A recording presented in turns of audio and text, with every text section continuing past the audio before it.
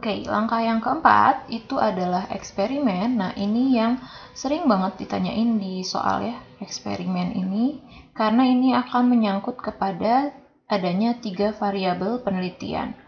Tadi udah kita bahas sedikit ya, ada variabel bebas, ada variabel terikat, dan ada variabel kontrol. Nah, aku sekarang mau cobanya bikin 3 variabel ini. Sekalian kita bikin gimana sih eksperimennya kalau berdasarkan pertanyaan dan hipotesis. Yang pertama misalnya aku mau bikin 3 perlakuan nih di penelitian ini, di percobaan ini.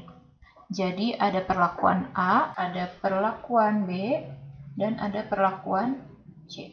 Misalnya di perlakuan A, aku akan naruh tanaman ini di bawah sinar matahari langsung, sehingga dia akan terpapar sama sinar matahari langsung. Di tanaman B, aku mau taruh di tempat yang teduh, jadi ada nggak langsung kena sinar matahari. Dan di perlakuan yang C, aku akan taruh di tempat yang gelap, jadi tanpa sinar matahari sama sekali.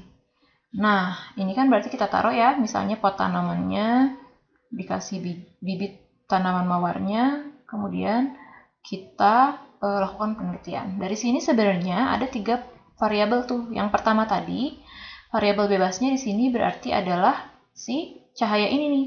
Yang tadi dikasih cahaya, yang tadi dikasih tempat teduh, dan yang satu lagi gelap. Berarti ini adalah intensitas cahaya sebagai variabel bebas. Kemudian yang variabel terikatnya di sini adalah nanti kita lihat apakah si tanaman mawar ini daunnya akan berwarna, misalnya dia warnanya gelap gitu ya, atau gimana nih? Nah, kita lihat nanti. Berarti di sini variabel terikatnya adalah warna daun tanaman mawar. Kemudian variabel kontrolnya apa dong, Kak?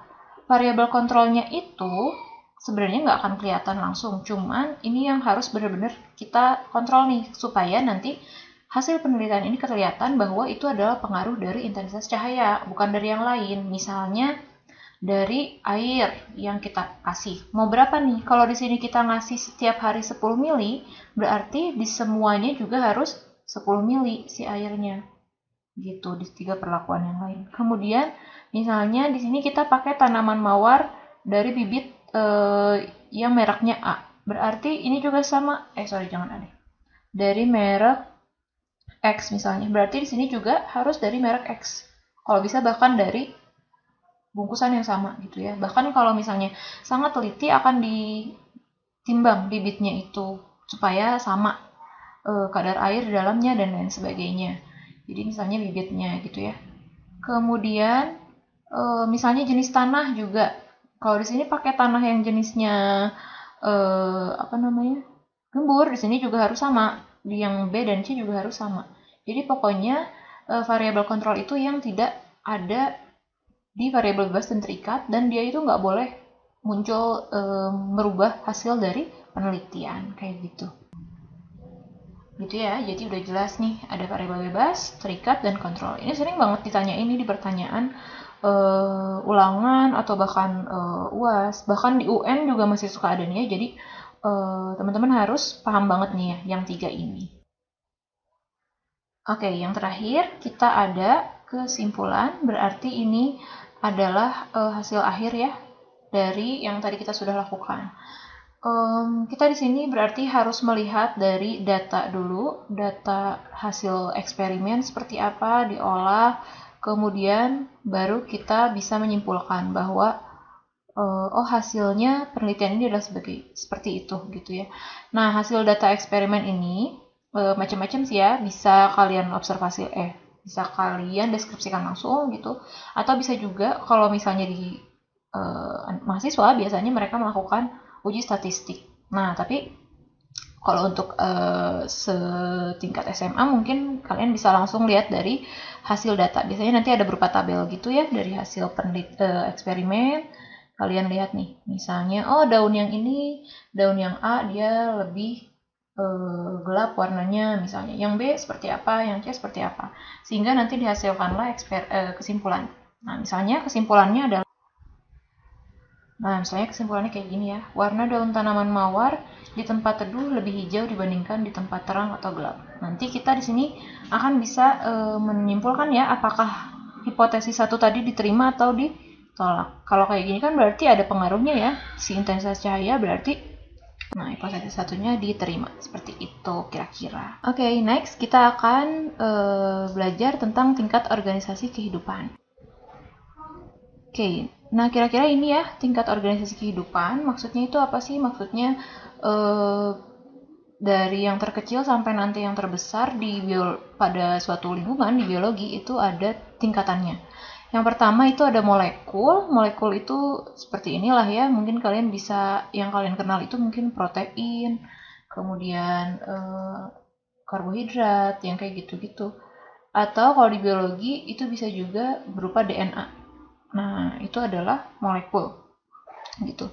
Kemudian kalau tingkat sel, ya seperti ini ya, satu sel itu dianggap sudah merupakan bisa dijadikan satu organisme. Jadi dia ini adalah satuan terkecil atau unit terkecil yang fungsional dan struktural dari biologi, kehidupan biologi. Di sini mungkin contohnya bakteri ya, kalau yang satu organisme, atau misalnya kalau di manusia atau di hewan atau tumbuhan ya mungkin sel aja, kayak misalnya sel rambut misalnya. Kemudian nanti ada juga jaringan. Nah, kalau jaringan berarti ini satuan dari banyak sel, dua atau lebih yang sama. Jadi dia harus sama nih selnya. Misalnya jaringan kulit, berarti dia harus isinya sel kulit semua gitu. Kemudian kalau jaringan saling bersatu nih, mereka akan menyokong suatu bentuk dengan fungsi yang sama, itu organ. Jadi organ itu adalah jaringan-jaringan berbeda yang menyokong satu fungsi. Seperti ini nih misalnya paru-paru, itu adalah satu organ. Kemudian nanti organ-organ ini akan saling bekerja sama membentuk sistem organ. Seperti misalnya di sistem pernafasan kayak gitu ya. Nah, di sistem pernafasan ini ada macam-macam ya organnya, ada paru-paru, trakea, hidung, dan lain sebagainya. Nanti kalian akan lebih banyak belajar di kelas 11. Kemudian setelah itu sistem organ akan bersatu membentuk suatu individu atau organisme. Kayak misalnya ini nih, seekor kucing. Nah, nanti kalau kucing ini bersama dengan kucing-kucing lainnya, ya, mereka masih satu spesies, itu disebutnya satu populasi. Jadi satu populasi itu harus berupa satu spesies, misalnya kucing sama kucing lagi, manusia sama manusia lagi, gitu. Kemudian ada komunitas. Nah, kalau komunitas kayak di sini nih bisa kalian lihat. Aku gedein dulu gambarnya dikit. Nah, kayak gini ya. Jadi dia ini terdiri dari ada zebra di sini tuh, ada banteng. Nah, ini dia satu komunitas dianggapnya gitu. Jadi kalau misalnya di rumah kalian ada 3 orang manusia dan 2 orang kucing, itu sudah satu komunitas. Lalu kalau komunitas ini nanti berinteraksi dengan lingkungan di sekitarnya, maka itu akan membentuk suatu ekosistem. Jadi misalnya ada di sawah tuh ya, ada di sana ada kodok, ada padi, kemudian ada burung. Nah, itu berarti mereka sudah satu ekosistem. Kemudian ada lagi yang terakhir itu bioma. Kalau bioma itu dia cakupannya ekosistem tapi lebih luas. Biasanya satu iklim yang sama itu masih disebut satu bioma. Jadi misalnya di suatu iklim ada sawahnya, ada sungainya, ada hutannya. Nah, itu akan disebut sebagai satu bioma. Gitu kira-kira. Ini tingkatan ini lumayan sering sih ya sama guru ditanya. Tapi biasanya sih cuma nanya urutannya aja nih, tapi lumayan kan ya, satu soal itu lumayan juga kalau bisa kalian kerjain kalau lagi ulangan. Oke, next yang terakhir nih, aku mau jelasin tentang cabang-cabang biologi, cabang-cabang ilmu. Nah, ini banyak banget, jadi nggak akan aku jelasin semua. Yang jelas kalian harus banyak baca, harus banyak tahu tentang cabang-cabang ilmu biologi. Tapi biasanya sih yang ditanyain ya itu-itu lagi sih ya. Misalnya, aku kasih contoh beberapa ya. Nah, ini nih ya contoh-contohnya. Ada genetika, ada virologi, bakteriologi. Nah, coba aku jelasin ya. Kalau genetika berarti kita ngomongin tentang DNA, pewarisan sifat, yang kayak gitu-gitu. Kemudian kalau virologi berarti kita ngomongin virus. Kemudian ada juga nih bakteriologi, gampang ya, bakteri. Nah, kalau sitologi itu sebenarnya dia ngomongin tentang sel. Jadi dia tentang sel-sel dan apa ya, segala jenis-jenisnya lah ya. Kemudian mikologi ini tentang jamur. Miko itu dalam bahasa Latin artinya jamur. Kemudian botani, ini gampang lah ya. Kalau botani kalian pasti ingatnya ke kebun botani. Berarti ini tentang tumbuhan. Terus zoologi juga kalian ingatnya zoo. Kebun binatang. Berarti tentang hewan. Kemudian kalau anatomi, fisiologi dan morfologi, nah biasanya mereka ini sepaket nih.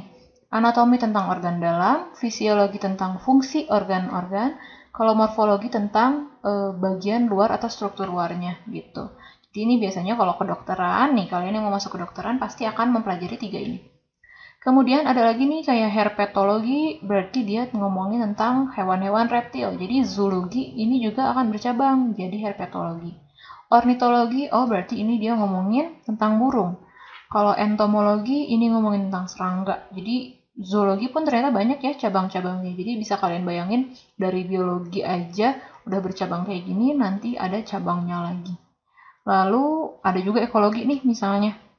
Kalau ekologi ngomongin tentang ekosistem dan masih banyak lagi ya. Ini kalian bisa cari sendiri. Biasanya sama guru-guru akan disuruh cari sebanyak-banyaknya. Soalnya suka ngacak ditanyanya nanti pas ulangan.